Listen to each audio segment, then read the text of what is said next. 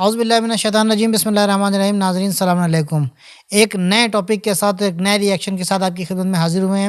مومنین، آج ہم آپ کی خدمت میں بتائیں گے کہ مسلمانوں اور مومنین کی بقا کا راز کیا ہے، اور آخر مسلمانوں اور مومنین کو شکست دینا ناممکن کیوں ہے۔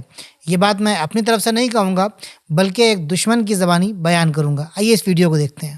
This Jewish rabbi reveals why Muslims are the actual chosen people and why it is impossible to defeat them. That the last and most difficult galus that Am Yisrael will face will be the confrontation with Yishmael. And this was said in the 1500s, and the Pirkei Rabbi Eliezer was even earlier.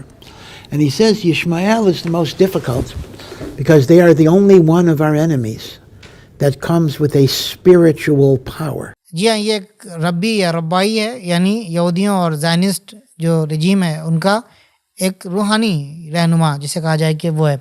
یہ کہتا ہے کہ ہمارا مقابلہ اشماعیل سے ہے۔ اشماعیل یعنی مسلمان لوگ، وہ لوگ جو جناب اسماعیل کی نسل سے آئے ہیں۔ در حقیقت جناب رسول خدا صلی اللہ علیہ وسلم جو جناب اسماعیل کی نسل سے ہیں، اور یہودی جو ہیں وہ جناب اسحاق کی نسل سے ہیں۔ یہاں پر یہ اس جگہ کے اوپر بھی نسل پرستی کے بارے میں، یعنی مسلمانوں کو جو نام رکھا ہے وہ نسل پرستی کی بنیاد کے اوپر اشماعیل رکھا ہے۔ تو ان کے یہاں اہم چیز نسل پرستی ہے، حق پرستی نہیں ہے۔ تو ان کا مقابلہ اشماعیل یعنی مسلمانوں سے ہے۔ تو یہ ان کی پہلی بات ہو گئی یہاں پر۔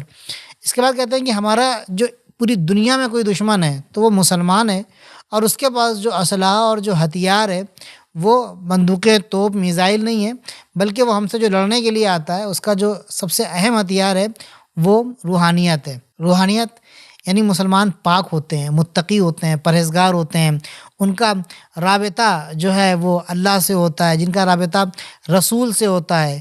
سب سے بڑی طاقت جو مسلمانوں کی ہے وہ ان کی پاکیزگی ہے، وہ ان کا نیک کردار ہے، ان کا نیک چلن ہے، ان کا اللہ کے ساتھ مضبوط رابطہ ہے، وہ طاقت جو سب سے بڑی طاقت ہے۔ آگے جو باتیں اس ربی نے بیان کی ہے اس کو بھی ہم آگے چل کے سن لیتے ہیں۔ Because Yishmael comes not only with physical brutality, but Yishmael comes with spiritual merits. They are a child of Abraham. They have a koach of prayer. They have a merit of Brit Milah, again, which goes back to Abraham. There is a tznius. And the reason why the galus is so difficult is that we have to counter it with a spiritual power that is greater than their spiritual power. There's no way to stop it. اب یہاں پہ انہوں نے physical بروٹیلیٹی کا تذکرہ کیا، یعنی ہمارے ریزسٹنس کو، ہمارے مقابلے کو، ہمارے جہاد کو، ہمارے نہ ڈرنے کو، ہمارے خوف زدہ نہ ہونے کو، ہمارے ظالم کے سامنے نہ جھکنے کو، مسلمانوں کے نڈر ہونے کو، مسلمانوں کو کے ظالم سے مقابلہ کرنے کو اس نے فزیکل بروٹیلیٹی سے تعبیر کیا، جبکہ یہ ایک مقدس چیز ہے۔ یہ جہاد ہے، نہ ڈرنا، خوف نہ کھانا، ظالم سے مقابلہ کرنا، ظالم سے ہاتھ نہ ملانا، اس کو یہ شخص فزیکل بروٹیلیٹی سے جو ہے وہ تعبیر کر رہا ہے۔ اس کے بعد کہہ رہا ہے کہ یہ لوگ اس کے ساتھ روحانیت لے کر آتے ہیں، جبکہ بروٹیلیٹی اور روحانیت ایک جگہ کے اوپر جمع نہیں ہو سکتی ہے، یہ چیز عقل میں آنے والی نہیں ہے۔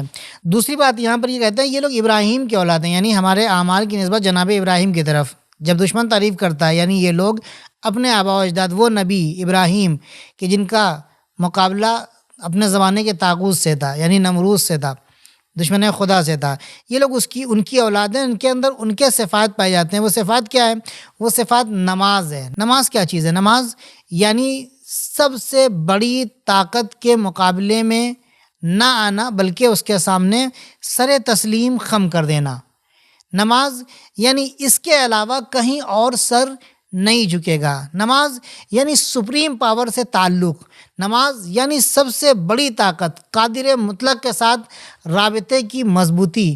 ان کی طاقت یہ ہے، یہ کہنا یہ چاہ رہا ہے کہ ان مسلمانوں کی طاقت یہ ہے کہ یہ اپنے رب سے بات کرتے ہیں، اپنے رب سے گفتگو کرتے ہیں، اس کے تعلقات جو ہیں وہ اپنے رب سے ہیں۔ اس کے بعد یہیں پر میں آپ کی خدمت میں ایک بات عرض کرنا چاہوں گا کہ ہماری روحانیت کا جو ایک راز ہے وہ نماز ہے اور سجدہ ہے۔ سجدہ یعنی اگر سر اس کے آگے جھکا دیا ہے تو پھر کہیں اور سر نہیں جھکانا ہے۔ میں یہاں پر ایک بات اپنے ملک کے مومنین اور مسلمانوں سے کہوں گا کہ آپ کے پاس جو سب سے بڑی طاقت ہے وہ یہی ہے۔ ملک میں ہمیں ڈرایا جا رہا ہے، دھمکایا جا رہا ہے، ظالم آ رہے ہیں اور یہ چاہ رہے ہیں کہ ہم کمزور ہو جائیں، ان کے سامنے جھک جائیں. وہ کبھی ہمارا بائیکاٹ کر رہے ہیں، کبھی وہ ہم کو مار دیتے ہیں، کبھی وہ کسی کمزور کو جو ہے وہ کچلنے کی کوشش کرتے ہیں، اس سے عجیب و غریب مطالبے کرتے ہیں. یہاں پر سب سے بڑی طاقت ہماری خدا ہے، ہماری روحانیت ہے، ہمارا تقوی ہے، ہماری پرہیزگاری ہے، ہماری نیکی ہے، ہمارا اللہ کے اوپر بھروسہ ہے کہ ہم ظالم کے سامنے نہیں جھکیں گے. ایک اور اہم پوائنٹ میں اپنے ملک کے مومنین خاص طور سے کہنا چاہوں گا، ساری دنیا کے لیے یہ پیغام ہے، لیکن خاص طور سے اپنے ملک کے جو مسلمان ہیں میں ان کے لیے کہنا چاہوں گا کہ اگر اللہ کی مدد حاصل کرنی ہے، اگر یہ روحانیت حاصل کرنی ہے، یہ اسپریچولیٹی اگر حاصل کرنی ہے، تو خود کو پاک بنانا پڑے گا. ظالم کے خوف کو دل سے اکھاڑ پھینکنا پڑے گا، مظلوموں کی حمایت کے لیے آمادہ ہونا پڑے گا، اور ظالم کے اٹھے ہوئے ہاتھ کو پکڑ لینا پڑے گا.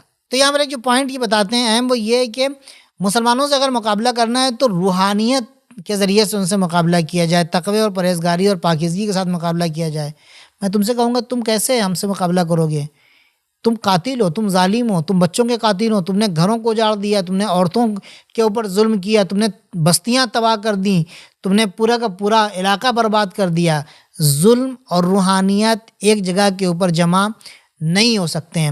یہاں پر ایک بات میں اور اپنے مسلمان بھائیوں سے کہنا چاہوں گا کہ اگر اپنی روحانیت کو محفوظ رکھنا ہے تو حق اور باطل کے درمیان کی جو دیوار ہے اس کو پہچاننا پڑے گا. معیار کیا ہے حق و باطل کا، اس کو پہچاننا پڑے گا، حق کی طرف جانا پڑے گا اور باطل سے مقابلہ کرنا پڑے گا. ہر اللہ اللہ کہنے والا، ہر اسلام کے نام پر کا پرچم بلند کرنے والا مسلمان اور اسلام کا حامی نہیں ہو سکتا ہے.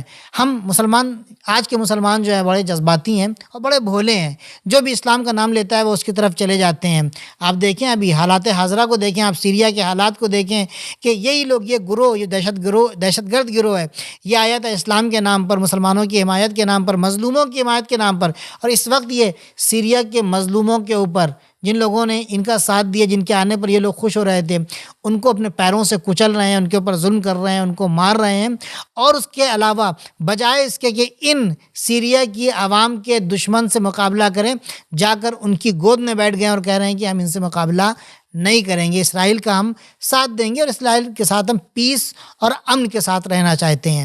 تو حق اور باطل کا معیار کیا ہے، اس کو پہچانیے اگر اپنی روحانیت اور اپنی پاکیزگی کو آپ بچا کر رکھنا چاہتے ہیں، جو آپ کی بقا کا راز ہے. تو ہمارا مقابلہ روحانیت اور تقوی اور پرہیزگاری سے تو نہیں کر سکتے، کیونکہ دور دور تک اس کا تم سے کوئی تعلق نہیں ہے. ہاں، تمہارا مقابلہ جو ہے وہ شیطنت کے ذریعے سے ہوگا. تو ہمارا مقابلہ تم شیطنت پہ اتارو ہو، تم مکاری پر اتارو، تم مکاری کے ذریعے سے ہمارا مقابلہ کرو گے.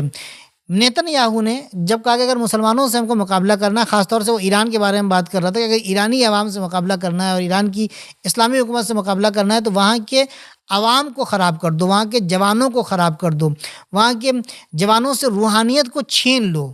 تم روحانیت چھین کر ہم سے مقابلہ کرنا چاہتے ہو. نیتن یاہو کی یہ بات آپ سنیں. has something that Iraq doesn't have. Iran has, for example, 250,000 satellite dishes. It has internet use.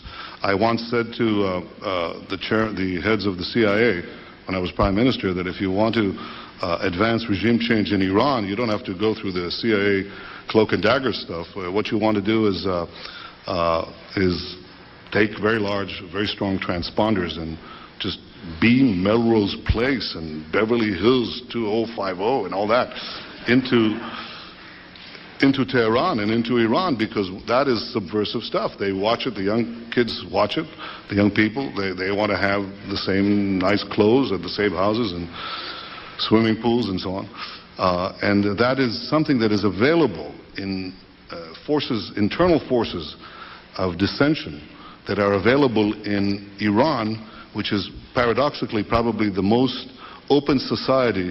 تو مسلمانوں، اگر روحانیت کو محفوظ رکھنا ہے تو خدا کے لیے اپنے آپ کو وقف کرنا پڑے گا، اپنے آپ کو خدا کے حوالے کرنا پڑے گا، خدا کے آگے تسلیم ہونا پڑے گا.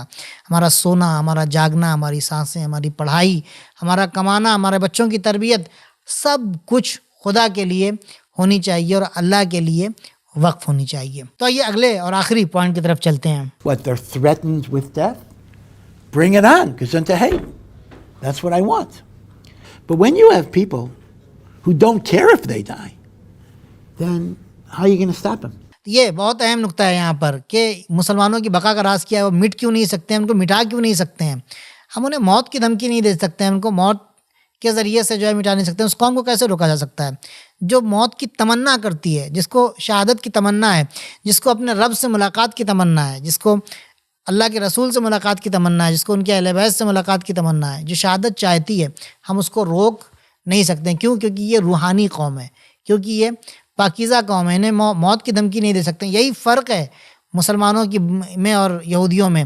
بقا کا راز موت کی تمنا ہے. قرآن کہہ رہا ہے، چیلنج کر رہا ہے قرآن یہودیوں کو، قل یا ایھا الذین ھادوا ان زعمتم انکم اولیاء للہ من دون الناس فتمنوا الموت، کہ اے یہودیوں، اگر تم یہ کہتے ہو تم اللہ کے دوست ہو، اللہ کے اولیاء ہو، تو موت کی تمنا کرو.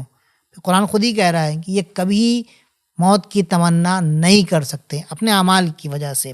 تو ظاہر سی بات ہے اس قوم کو نہیں روکا جا سکتا ہے، کیونکہ اسے اللہ سے ملاقات کی آرزو ہے، اسے موت سے نہیں دھمکایا جا سکتا ہے. لیکن یہاں پر موت سے متعلق میں ایک نقطہ بیان کر دوں کہ ہر موت نہیں، بلکہ وہ موت کہ جو اللہ کو پسند ہو، جو نیک عمل کے ساتھ ہو. قرآن کہہ رہا ہے جو اللہ سے ملاقات کرنے کی چاہت رکھتا ہے اور آرزو رکھتا ہے، اسے چاہیے کہ نیک عمل انجام دے، اللہ کے ساتھ نیک عمل کے ساتھ جائے، یعنی خالص نیت کے ساتھ جائے، متقوے کے ساتھ جائے، پاکیزگی کے ساتھ جائے، خالص عمل ہوگا.